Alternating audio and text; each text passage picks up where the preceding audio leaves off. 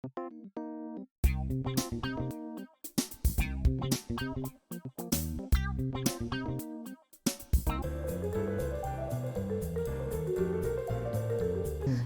సొక్కంగా ఉండడు, అది నేను చెప్పదలుచుకున్నది.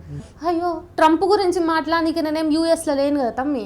పవన్ కళ్యాణ్ గురించి మాట్లాడాల్సి వచ్చినప్పుడు పవన్ కళ్యాణ్ వస్తాడు, మోదీ గురించి మాట్లాడాల్సి వచ్చినప్పుడు మోదీ వస్తాడు. ఎవరైతే మనసులో చిత్తశుద్ధితోన దేవుని తలుచుకుంటారో వాళ్ళందరూ హిందువులు అనుకుంటా. నువ్వేమో రాజకీయ నాయకులను తెచ్చి హిందువులు అంటావు, హిందుత్వం అంటావు, నేనేం చేయాలిగా? చూడు బరాబర్ చెప్తున్నా. కుర్చీల గురించి మాట్లాడితే ఏ రాజకీయ నాయకుడు ఏ1 కుర్చీలో కూర్చున్నాడు చెప్పు. వాన్ కుర్చీలో వాడు కూర్చొని ఆ కుర్చీలో కూర్చున్నప్పుడు ఏం చేయాలని అది చేస్తుండా?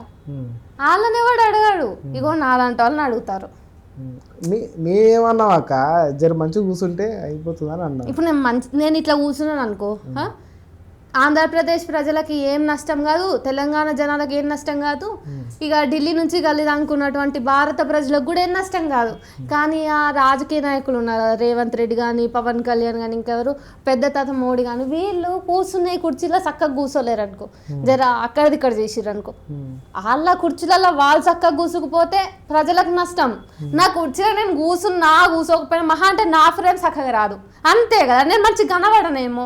అయితే ఏమైంది, నన్ను ట్రోల్ చేసుకుంటారో నన్ను బూతులు తిడతారో అంతే కదా. నేను ఏది మాట్లాడినా కూసో అన్నందుకు పవన్ కళ్యాణ్ మోడీ అంటే ఎటు తిరిగి పవన్ కళ్యాణ్ మోడీ దగ్గరికే పోతావు అక్క. అయ్యో ట్రంప్ గురించి మాట్లాడానికి నేనేం యూఎస్లో లేను కదా తమ్మి. మరి నేను ఆడున్నాను, నా పరిధి ఏంది, నా లిమిట్స్లో నేను ఉంటున్నా, నా లిమిట్స్లో నేను ఉండి మాట్లాడుతున్నా. చెప్పు ఇప్పుడు. పవన్ కళ్యాణ్ గురించి కూడా నువ్వు కొంచెం మాట్లాడుతున్నావు, వీడియోలు కూడా ట్రోల్ అవుతున్నాయి. పవన్ కళ్యాణ్ ఒక్కందే చూసినట్టున్నావు నువ్వు. పవన్ కళ్యాణ్ సరే, ఇంకెవరి గురించి మాట్లాడాలి చెప్పు పోనీ.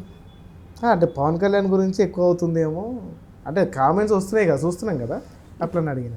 ఇప్పుడు పవన్ కళ్యాణ్ గురించి మాట్లాడాల్సి వచ్చినప్పుడు పవన్ కళ్యాణ్ వస్తాడు, మోదీ గురించి మాట్లాడాల్సి వచ్చినప్పుడు మోదీ వస్తాడు, యోగి ఆదిత్యనాథ్ కావాలంటే ఆయన వస్తాడు. ఇక ఈ బాక్స్ దాటి ఇంకా కూడా ఇంకెవరన్నా నకరాలు పడితే కూడా వాళ్ళు కూడా వస్తారు. ఎటు పోయి హిందూ మతాన్ని మాత్రం వదలవు. హిందూ మతాన్ని ఎందుకు వదలను? అయ్యో రామా, హిందూ మతాన్ని నేనెందుకు అసలు పట్టుకుంటే కదా వదలనీకే నేను హిందూ మతాన్ని.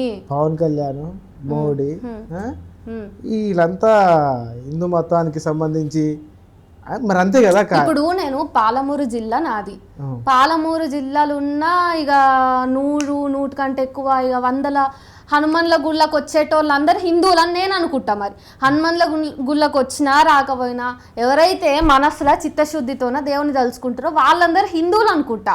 లేకపోతే వాళ్ళ జీవితంలో వాళ్ళు మంచిగా దేవుణ్ణి తలుచుకుంటా, వాళ్ళది వాళ్ళు దేవుణ్ణి తలిసినా తలవకపోయినా వాళ్ళ వ్యక్తి ధర్మంలో వాళ్ళు ఉంటే దాన్ని నేను హిందువులు అనుకుంటా. నువ్వేమో రాజకీయ నాయకులను తెచ్చి హిందువులు అంటావు, హిందుత్వం అంటావు, నేనేం చేయాలిగా? ఇప్పుడు అట్లనే ఉంది కాక. ఇప్పుడు ఒక మాట, సామాన్యుడు జై శ్రీరామ్ అన్న జై శ్రీరామ్ నినాదానికి, పవన్ కళ్యాణ్ జై శ్రీరామ్ అన్న నినాదానికి, మోదీ జై శ్రీరామ్ అన్న నినాదానికి చాలా ఫరక్ ఉంటుంది. అరే ఎట్లక్క అంటే ఇప్పుడు ఒక 10 ఏళ్ళ కింద చెప్తా నేను జర ఇంత కాదని తెలిసినానే ఉన్నా. ఎక్కడన్నా జై శ్రీరామ్ అంటే నాకు నేను పుట్టిన హిందూ మతానికి సంబంధించిన దేవుణ్ణి తలుచుకున్న ఫీల్ వచ్చేటిది. ఈ 10 రేపు జై శ్రీరామ్ అని యాడినిపిస్తాడా, ఓహాడ బీజేపీ నాయకులు ఉన్నారేమో అని అనిపిస్తుంది. ఇక జై శ్రీరామ్ నినాదంలా శ్రీరామ్ అంటే హిందూ దేవుడు కాకుండా నాకు ఈరోజు బీజేపీ పార్టీ అధినేత అవ్వచ్చేమో అనిపిస్తుంది. మరి ఇప్పుడు చెప్పు నువ్వు, జై శ్రీరామ్ అనేది మెల్లమెల్లగా ఈ బీజేపీ పార్టీ ఏం చేసిందంటే హిందువులకు, హిందూ ధర్మానికి, మతం అని కూడా అంటలే నేను, వాళ్ళ ట్రాక్లోనే మాట్లాడుతున్నా, చెప్పినగా నేను లిమిట్స్లో ఉంటా. సో హిందూ మతానికి లేదంటే హిందూ ధర్మానికి మెల్లమెల్లగా ఈ జై శ్రీరామ్ అనేటటువంటి భక్తి తాత్పరికతతో ఉండాల్సిన జై శ్రీరామ్ పదం మెల్లమెల్లగా దూరం అవుతున్నది నా వేదన. ఇప్పుడు పాపం ఏ అపరభక్తుడు జై శ్రీరామ్ అన్నా కానీ ఇంత అనుమానం వస్తుంది. అరే వీడు ఎవరి పీక మీద కత్తి పెట్టి బలవంతంగా జై శ్రీరామ్ అనిపిస్తాడేమో, ఉన్మాదంగా మారతాడేమో వీడు కూడా, అయ్యో అమాయక బిడ్డ కదా అనేటటువంటి ఒక భయం కలుగుతా ఉంది. మరి ఇప్పుడు అందరు తెలిసి అంటురా తెలియక అంటురాక? ఇగో జనాలకి పాపం తెలియదు, వాళ్ళకి ఎరక చేసే బాధ్యత ఎవరికి ఉంది? జర్నలిస్టులకు ఉంది. ఇప్పుడు జర్నలిస్టులు ఏం చేస్తున్నారు అనేది మాట్లాడుకోవాలి ఇక్కడ ఖచ్చితంగా. ఎందుకంటే సరే రాజ్యంలో ఉన్నటువంటి రాజకీయ నాయకులకు వాళ్ళు ఒక్కొక్కరు ఒక్కొక్క మెటీరియల్ని వాళ్ళు ఎత్తుక్కుంటారు, ఒక ఆబ్జెక్టివ్ని వాళ్ళు ఎత్తుక్కుంటారు. బీజేపీ పార్టీ మతాన్ని ఎత్తుకున్నది, కాంగ్రెస్ ఇంకో దాన్ని ఎత్తుకోవచ్చు. ఉన్నన్ని దినాలు కూడా కాంగ్రెస్ ఎత్తుకున్న విషయాలు ఉన్నాయి. మరి ఉపా చట్టం అవి అందులోకించి వచ్చినాయి, ఇట్లా చాలా ఉన్నాయి కదా. ఎవడేం సొక్కంగా ఉండడు, అది నేను చెప్పదలుచుకున్నది. అయితే బీజేపీ మాత్రం ఒక మతాన్ని ఎత్తుకున్నది.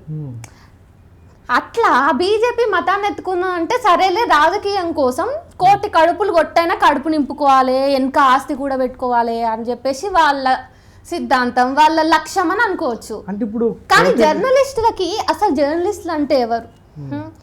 ఇప్పుడు బయట ఒక నినాదము ఇంకో రకంగా పోర్ట్రే అవుతుంది, దాని అసలు అర్థానికి కాకుండా ఇంకో రకంగా beyond that meaning the portray అవుతుంది అన్నప్పుడు వాళ్ళు జాగరూకత చేయాలి కదా జనాలకి ఎరక చేయాలి జర. ఇగో ఇది జస్ట్ ఇది ఒక పొలిటికల్ స్టంట్, ఎలక్షన్ స్టంట్, ఇది ఓటు బ్యాంకు కోసం చేస్తున్నటువంటి డైవర్షనల్ పాలిటిక్స్ ఇవి అను, లేకపోతే ఇట్లా పోలరైజేషన్లో భాగంగా మీరు ఆ ఫలానా పార్టీ చేతిలో పాపం కీలు బొమ్మలు అవుతున్నారు అని చెప్పాలి. లేకపోతే ప్రభుత్వం తరఫు నుంచి ప్రజలకు ఏమైనా అందుతలేవా, ఏమైనా సమస్యలు ఉన్నాయా, అవి ఎత్తి చూపించాలి జర్నలిస్టులు అంటే.